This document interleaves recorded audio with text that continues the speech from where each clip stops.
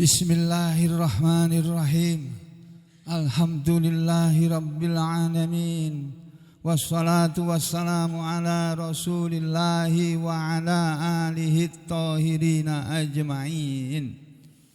Amma ba'du ayyuhal muslimun, usikum wa nafsi bitaqwallah, faqad fazal muttaqun.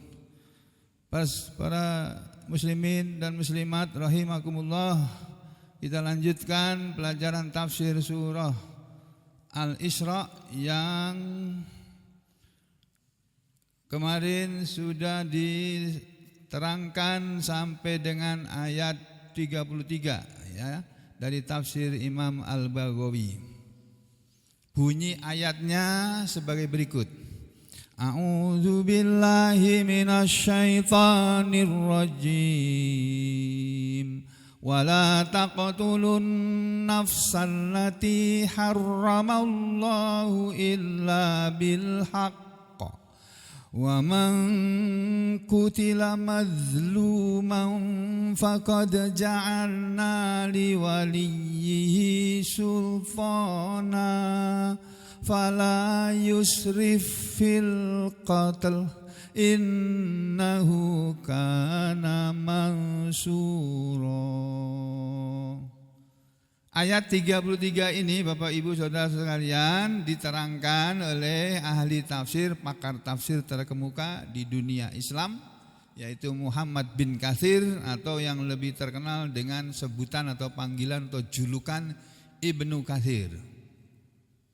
Semua orang yang belajar tafsir pasti kenal kitab itu. Pasti mereka membaca kitab itu. Jadi Allah Ta'ala berfirman, kata Ibnu Katsir, wala, dan janganlah taktulu kalian membunuh an-nafsa, diri seseorang, satu manusia, allati yang haramallah, Allah haramkan membunuh orang itu. Illa, kecuali kalau membunuhnya itu bil haqqi, dengan alasan yang benar. Dilarang kalian membunuh orang, yang diharamkan oleh Allah membunuh orang, kecuali membunuh orang dengan alasan yang dibenarkan. Contohnya adalah melaksanakan hukuman mati. Itu contoh yang gampang saja. Ibnu Katsir mengatakan dalam kitab tafsirnya, menulis sebagai berikut. Yaqulu ta'ala, berfirman Allah Ta'ala, Allah yang maha tinggi dengan ayat ini, nahian, Allah melarang an dari qatlin nafsi, membunuh orang, membunuh seseorang, bi ghairi haqqin syar'iyyin, dengan tanpa hak syar'i, dengan tanpa alasan syar'i. Alasan syar'i itu alasan yang menurut syariat, alasan menurut agama Islam, ya, menurut agama Islam, bukan agama yang lain. Jadi Allah Subhanahu wa taala melarang membunuh jiwa tanpa alasan yang dibenarkan oleh syariat agama, seperti yang disebutkan atau kama, sebagaimana, seperti sabata, telah pasti, telah tertulis dengan sahih, dengan pasti, di dalam as-sahihaini, dua kitab sahih, dua kitab hadis yang sahih. As-sahihaini itu artinya dua yang sahih. Dua kitab hadis yang sahih maksudnya adalah kitab Sahihul Bukhari dan kitab Sahih Muslim. Telah tersebut dalam hadis yang diriwayatkan dari Imam Al-Bukhari dan Imam Muslim dalam kitab sahih keduanya, bahwasanya ya, bahwasanya Rasulullah sallallahu alaihi wasallam qala, telah bersabda, ya, kata Ibnu Katsir, bahwa membunuh manusia itu diharamkan oleh Allah, dilarang dan diharamkan oleh Allah, kalau tanpa alasan yang dibenarkan, tanpa alasan yang hak menurut syariat, tanpa alasan yang dibenarkan menurut syariat Islam. Maksud ayat ini sama seperti yang dimaksud di dalam hadis Nabi ini. Nabi mengatakan la yahillu, tidak halal, artinya haram, damumri'in muslimin, darah seorang yang muslim, yang yashhadu, dia bersaksi, Allah ilaha illallah, bahwa tidak ada ilah, tidak ada sesembahan, tidak ada Tuhan kecuali Allah, Jadi tidak halal darah seorang muslim yang bersaksi bahwa tidak ada Tuhan kecuali Allah, wa anna Muhammadar Rasulullah, dan bersaksi bahwasanya Muhammad adalah utusan Allah, illa kecuali biihda salasin, dengan salah satu dari 3 alasan berikut ini. Tidak boleh membunuh seorang muslim tanpa alasan yang dibenarkan oleh syariat. Di antaranya menurut hadis ini adalah ada 3 alasan yang orang diperbolehkan untuk dibunuh atau dihukum mati. Yaitu alasannya adalah an-nafsu bin nafsi, melaksanakan hukum kisos. An-nafsu jiwa, bin nafsi dibayar dengan jiwa, nyawa dibayar dengan nyawa. Nah, ini boleh membunuh orang karena mengkisos, itu boleh, tidak haram. Tapi ada caranya. Caranya yang melakukannya harus qadhi. Qadhi dalam pemerintahan muslimin itu, kalau di dalam pemerintahan sekuler sekarang ini namanya hakim. Hakim, bukan hakim. Yang benar itu al-hakim. Hakim, bukan pakai ha, pakai ha. Hakim, hakimun, seorang hakim. Nah, kalau bahasa Indonesianya bukan hakim, hakim. Bahasa Indonesia menjadi hakim. Padahal kalau bahasa atau kata-kata hakim yang dalam bahasa Indonesia itu dalam bahasa Arab artinya pelawak. Nah, jadi jangan heran kalau keputusan hakim itu bikin tertawa. Ya, kadang-kadang memang hakim memutuskan tidak sesuai dengan hati nuraninya, tidak sesuai dengan undang-undang yang berlaku kadang-kadang. Nanti tidak semua hakim begitu ya. Jadi begini saudara sekalian, menurut hadis Nabi, orang dilarang membunuh seorang muslim kecuali dengan 3 alasan. Yang pertama adalah an-nafsu bin nafsi, jiwa dibayar dengan jiwa. Yang kedua wazanil muhson, dan orang berzina yang sudah bersuami. Orang yang berzina tapi dia sudah beristri atau bersuami. Seseorang yang sudah beristri atau bersuami kalau dia berzina itu dihukum rajam menurut syariat Islam. Ini juga tidak bisa kita lakukan di negeri ini karena kita di negeri ini tidak menganut azas hukum Islam. Kita memakai hukum negara Belanda, peninggalan Belanda. Ya, KUHP itu yang disalin dari undang-undangnya orang Belanda. Walaupun sekarang sudah diperbaharui dengan KUHP yang baru, saya belum sempat membaca-baca. Ya. Kalau sempat aja membaca-baca. Jadi yang kedua adalah manusia, seorang muslim dibunuh karena dia menzinai istri orang. Itu boleh dibunuh. Tapi melalui proses pengadilan yang menurut pengadilan syar'i, menurut pengadilan syariat, bukan menurut pengadilan negeri, bukan. Jadi ini hadis ini enggak berlaku di Indonesia, ini hadis ini. Yang ketiga, Pak, jangan kaget yang ketiga ini. Wa tariki lidinihi al-mufariki lil jamaati. Wa tariki, dan orang yang meninggalkan lidinihi agamanya. Orang yang meninggalkan agamanya alias murtad. Kemarin sudah disebutkan di hadis yang di depannya. Masih ingat toh kemarin? Waktu kita membahas ayat ini dari kitab Tafsir Al-Baghawi. Masih ingat apa masih lupa? Masih lupa? Ada enggak? Jangan-jangan enggak ada. Nah, ini ada ini dalam Tafsir Al-Baghawi. Nih, Tafsir Al-Baghawi kemarin sudah diterangkan ini. Wala taqtulun nafsal lati harramallahu illa bil haq. Dan janganlah kalian membunuh diri atau membunuh jiwa, membunuh manusia, membunuh orang yang Allah haramkan membunuhnya kecuali dengan alasan yang benar. Dan alasan yang benar itu adalah apa yang telah diriwayatkan kepada kami bahwasanya Nabi SAW telah bersabda, la yahillu damu mri'in muslimin, tidak halal darah seorang muslim illa kecuali biihda salasin, dengan salah satu dari 3 alasan berikut ini. Yang pertama, rajulun kafara ba'da imanihi, seseorang yang kafir sesudah imannya. Yang tadi apa namanya? Di dalam kitab Tafsir Ibnu Katsir hadisnya bunyinya begini, ini. Wa tariki lidinihi. Ini loh. Wa tariki lidinihi, dan orang yang meninggalkan agamanya.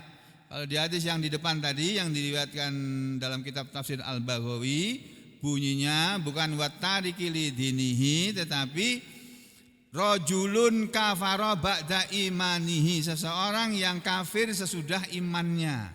Udah iman, udah masuk Islam, terus kafir lagi, keluar dari Islam. Itu orang gitu boleh dibunuh. Tapi yang membunuh pemerintahan muslimin. Di sini nggak boleh, pemerintah ini aja nggak boleh, presiden nggak boleh, menteri kehakiman nggak boleh, hakim nggak boleh, jaksa nggak boleh, polisi nggak boleh semua. Kita juga nggak boleh.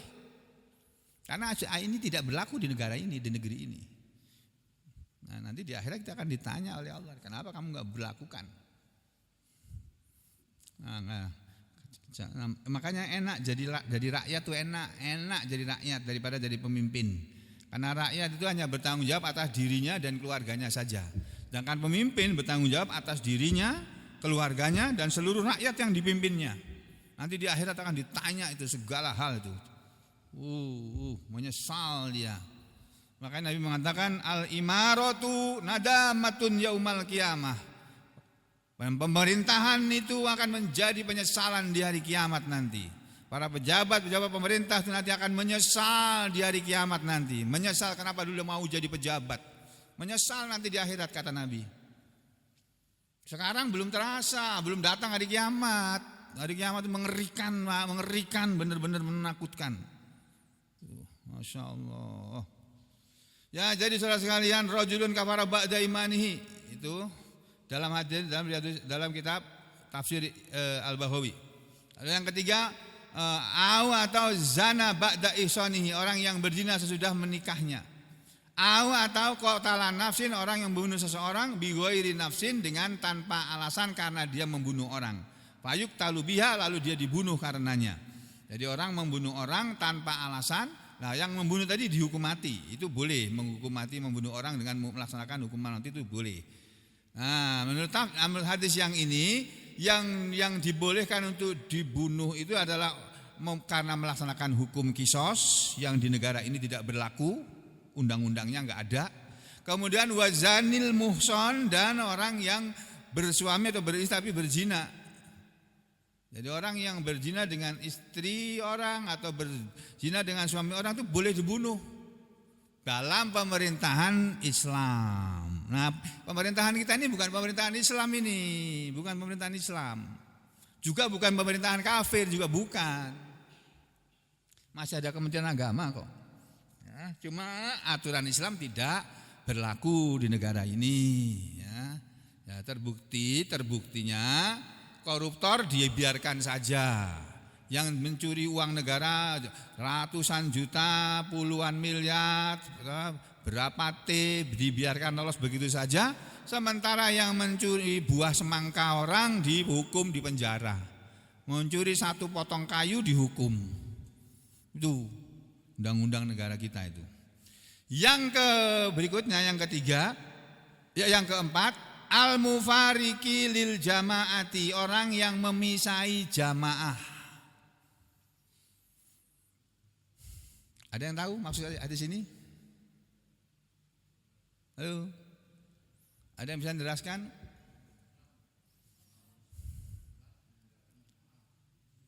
Hah? Ada yang lain? Yang dimaksud dengan al-mufariki lil jamaati, orang yang memisai bagi jamaah. Ini juga enggak ada di negara kita ini, enggak bisa diberlakukan ini hadis di sini. Karena di sini enggak ada jamaah. Di dunia sekarang enggak ada jamaah. Yang ada pemerintahan negara-negara dan kerajaan-kerajaan. Padahal seharusnya menurut syariat Islam, menurut Al-Quran, menurut hadis-hadis Nabi, seluruh muslimin di seluruh dunia ini bersatu di bawah satu pimpinan manusia. Pimpinan itu namanya al-imam, imamul a'zam, imam besar. Tapi bukan imam besar Habib Rizik Syihab, bukan IBHRS, bukan. Itu kan cuma sebutan aja. Ya, imam besar ini adalah imamnya muslimin seluruh dunia.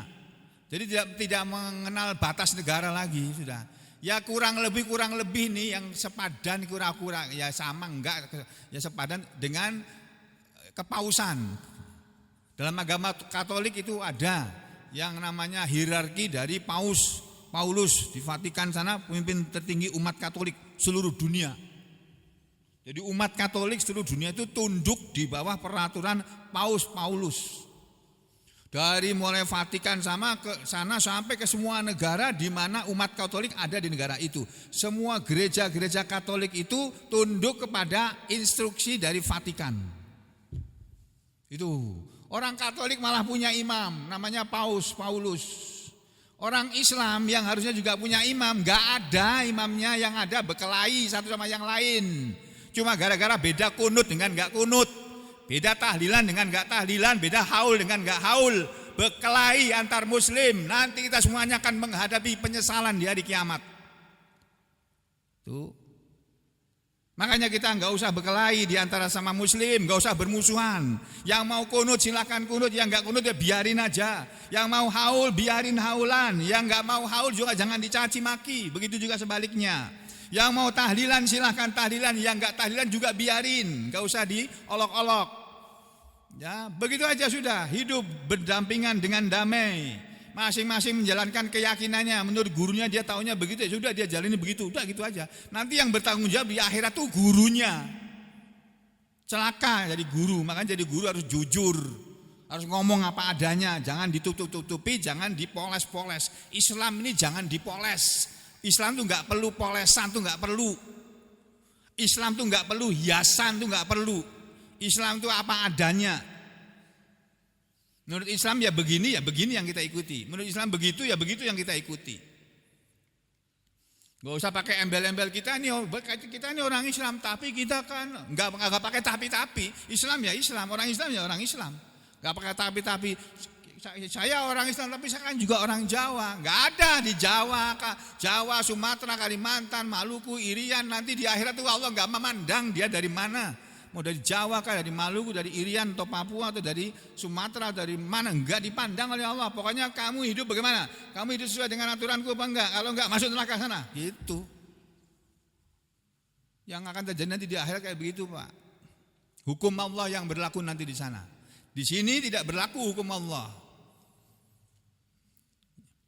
Nah, jadi ini orang yang meninggalkan jamaah jadi seharusnya seluruh muslimin di dunia ini berada di satu pimpinan seorang imam yang dia harus dari bangsa atau suku Quraisy, bukan dari suku yang lainnya. Enggak boleh dari suku yang lainnya. Suku Jawa enggak bisa jadi imam. Ya, suku Banjar, suku Dayak, suku apalagi suku Madura, suku Sunda enggak bisa jadi imamul a'zam, enggak bisa. Syaratnya jadi imamul a'zam kata Nabi harus orang Quraisy, keturunan Quraisy. Dan dia harus hafal Al-Quran 30 juz dan paham isi syariat Islam ini. Dan dia harus adil, dan dia harus amanah. Dan dia tidak boleh menggunakan uang semaunya dia, enggak boleh. Itu pemimpin dalam Islam itu begitu. Imamul A'zam. Nah, orang yang meninggalkan jamaah, kalau ada jamaah, maka orang ini boleh dibunuh. Nah, karena sekarang di sini enggak ada jamaah, ya enggak ada orang yang bisa dibunuh. Biar aja itu urusannya Allah nanti sama orang itu di akhirat. Ya, ini keterangan dari ayat 33 surat Al-Isra. Yang terakhir saudara, Imam Ibnu Katsir dalam kitab tafsirnya menuliskan sebuah hadis yang luar biasa ini. Wa fis sunan, dan dalam satu kitab dalam hadis yang terdapat dalam kitab Sunan. Ya, Sunan itu ada Sunan Abu Dawud, Sunan At-Tirmidzi, Sunan An-Nasa'i, Sunan Ibnu Majah, kemudian ada Sunan Ad-Darimi, ada Sunan Al-Baihaqi, ada Sunan dan macam-macam lah. Ya, kitab-kitab Sunan itu ada banyak. Ada dalam sebuah hadis yang diriwayatkan dalam kitab hadis yang merupakan kitab Sunan. Ya, perlu diketahui kitab hadis itu ada yang namanya istilahnya kitab sahih. Kitab sahih, kitab hadis sahih. Ada kitab hadis Sunan, ada kitab hadis musnad. Ya, itu perbedaannya hanya pada penyebutannya saja. Kalau kitab hadis musnad itu biasanya disebutkan berdasarkan perawinya, sahabat Nabi. Jadi isinya tuh hadisnya Abu Bakar apa saja, hadisnya Umar bin Khattab apa, hadisnya Sayyidina Utsman apa, Sayyidina Ali apa saja, semua. Habis itu hadisnya Aisyah, hadisnya semua. Orang demi orang. Ditulis dalam sebuah kitab namanya Musnad. Musnad yang terbesar itu Musnad Imam Ahmad. Itu puluhan ribu hadis itu, ratusan bahkan hadis. Dan itu Imam Ahmad hafal loh. Masya Allah. Masya Allah. Masya Allah. Nah kita ini satu hadis yang gak hafal.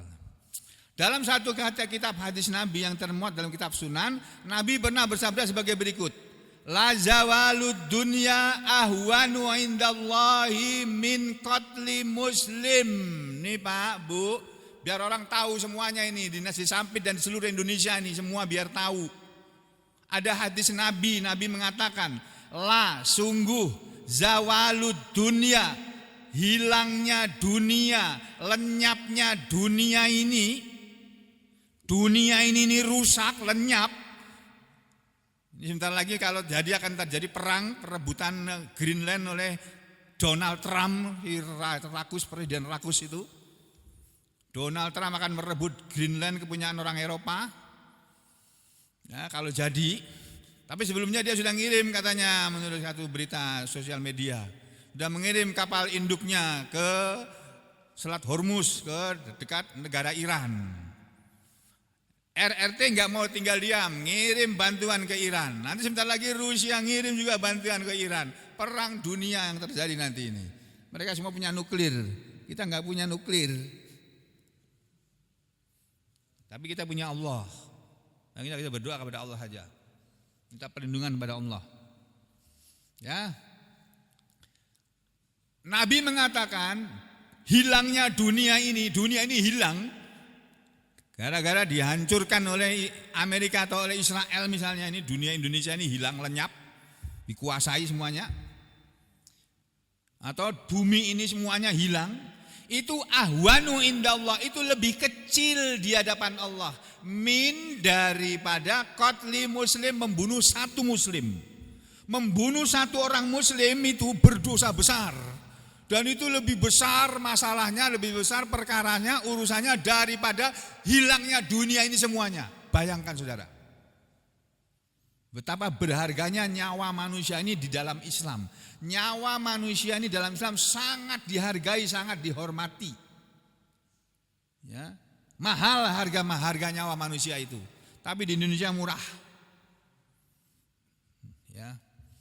Kadang-kadang dianggap murah, mudah sekali membunuh orang. Padahal membunuh orang muslim itu di hadapan Allah itu lebih besar daripada dunia ini semuanya hilang. Dunia ini semuanya hilang bagi Allah itu kecil, urusan kecil itu. Karena memang nanti dunia juga akan dihilangkan oleh Allah. Dunia seisinya nanti akan dihilangkan. Tapi membunuh satu muslim itu urusan besar yang akan dimintai pertanggungan jawab sampai di akhirat sana nanti. Para pelaku-pelaku tindakan KM50 itu nanti di akhirat kita akan nonton saja. Siapa sih sebetulnya pelakunya? Kita akan ketahuan semua nanti di akhirat itu. Ya, akan ketahuan, gak ada yang bisa disembunyikan. Nanti di akhirat tidak ada yang bisa kita sembunyikan. Semua dari diri kita pun akan ditampakkan juga.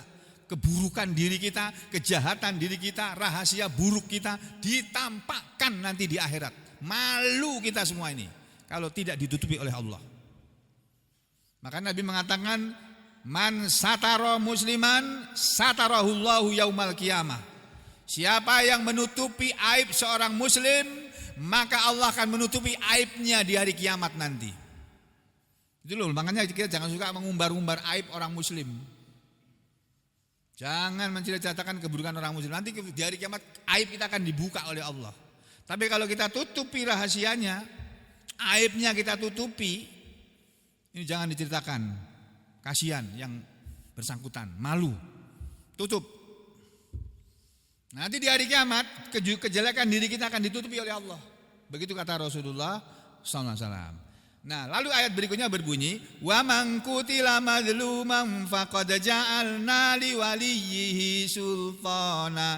Dan barang siapa dibunuh dengan zalim, dengan cara yang zalim, maka sungguh kami telah menjadikan bagi walinya kekuasaan. Maksudnya yang dimaksud dengan kekuasaan kata Ibnu Katsir dalam kitab tafsirnya ini adalah ini ai sultana anal qatil, kekuasaan untuk membunuh yang membunuh tadi, kekuasaan bagi wali orang yang dibunuh untuk membunuh si pembunuh, alias meminta kepada hakim melaksanakan hukuman mati kepada si pembunuh, meminta kepada hakim supaya diputuskan hukuman mati kepada si pembunuh, enggak ada kompromi. Itu punya kekuasaan seperti itu.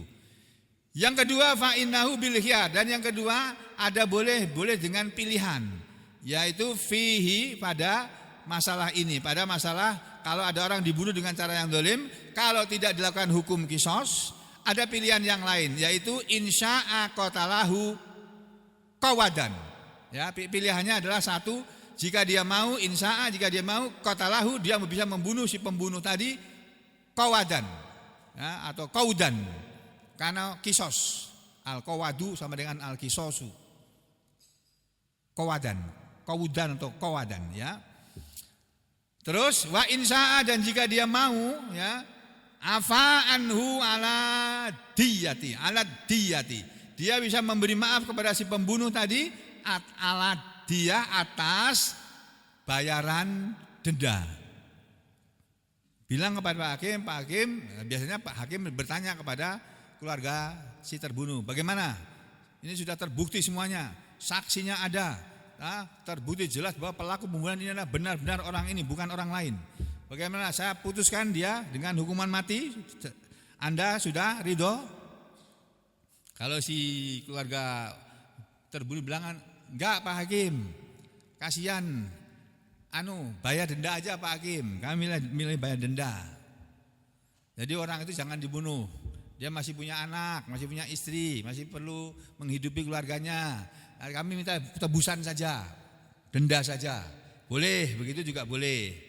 Wa insya'a, dan jika dia mau, orang yang walinya si terbunuh tadi mau, afa anhu, dia memberi maaf anhu kepada si pembunuh tadi, majanan, dengan gratis tanpa denda.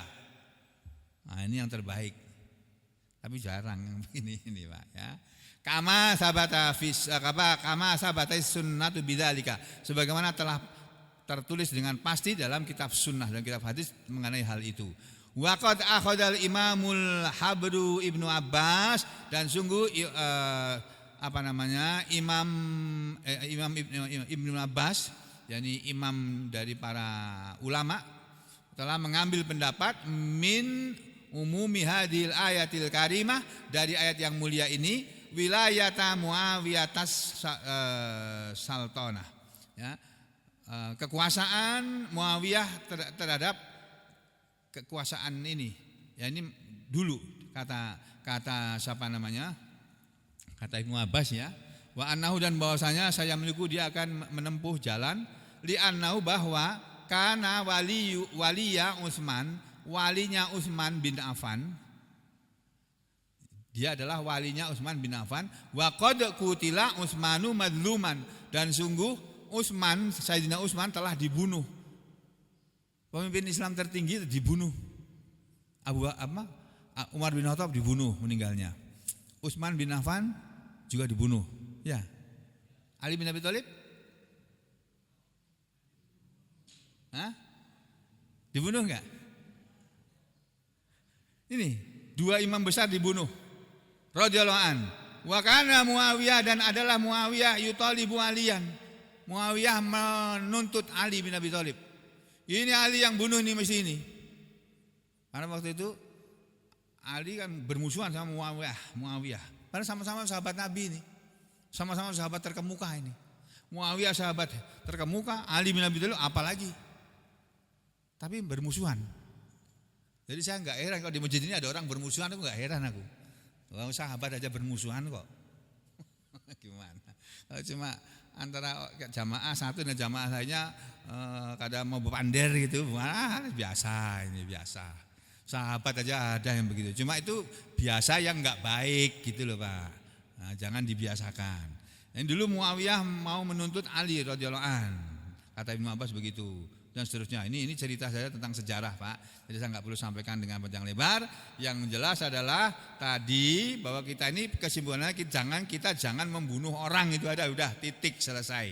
Sampai di sini aja dulu. Kita ketemu lagi di ada lagi ketinggalan nih. Wala yusrafil qatl, dan janganlah orang berlebihan dalam membunuh. Artinya kalau orang keluarganya dibunuh, dia punya alasan untuk mendapatkan hukuman kisos, hukuman balas bunuh, hukuman mati bagi si pembunuh. Tapi kata Allah jangan berlebihan dalam membunuh. Maksudnya begini, fala yusrifil waliyum fi qatlil qatil. Maka janganlah wali berlebih-lebihan di dalam membunuh si pembunuh tadi. Bi'an dengan cara ayumasilabih, mencincangnya. Dibunuh, dipotong-potong aja itu. Nah, dicincang, dimutilasi. Enggak boleh. Dibunuhnya dibunuh. Membunuhnya dengan dibacok, ya sekarang dia dibalas dihukum dengan dibacok. Membunuhnya ditembak dengan menembak, membunuh orangnya, ya dia dibalas dengan ditembak juga. Gitu harusnya. Ya, au yaktasu min ghairi qatil, yakni dia atau yang dilarang berlebihan dalam membunuh adalah menuntut kisos dari orang yang bukan pembunuh. Jadi ceritanya zaman dulu kalau ada satu orang mati dibunuh oleh orang, itu keluarga si terbunuh tadi menuntut supaya si pembunuh dan orang-orang terkemuka dari keluarga si pembunuh semuanya dibunuh. Gitu, Pak. Padahal dia nggak tahu apa-apa, nggak ikut dalam andil pembunuhan tadi. Itu dulu begitu. Turun ayat ini, nggak boleh begitu. Adil, yang dibunuh satu orang ya satu orang, nggak boleh minta semuanya dibunuh, nggak boleh. Kecuali kalau pembunuhan berserikat. Memang itu sindikat membunuh orang, ada yang menjadi otaknya, ada yang menjadi eksekutornya, ada yang menjadi tukang supirnya aja, dengan antar mobilnya aja, antar si pembunuh tadi. Semuanya kena hukuman mati itu. Makanya kita jangan menjadi pembunuh. Ayo kita jadi orang baik-baik saja. Kita beribadah dengan baik, cari duit yang halal. Kita didik anak-anak kita menjadi anak-anak soleh. Kita sendiri berusaha menjadikan diri kita menjadi orang-orang soleh sebisa kita masing-masing sampai ajal menemui kita masing-masing. Amin ya rabbal alamin. Wa aqulu qouli hadza astaghfirullah li wa lakum. Allahumma taqabbal minna innaka antas samiul alim wa tub alaina innaka antat tawwabur rahim. Wa sallallahu ala Muhammadin wa ala ali Muhammad walhamdulillahi rabbil alamin.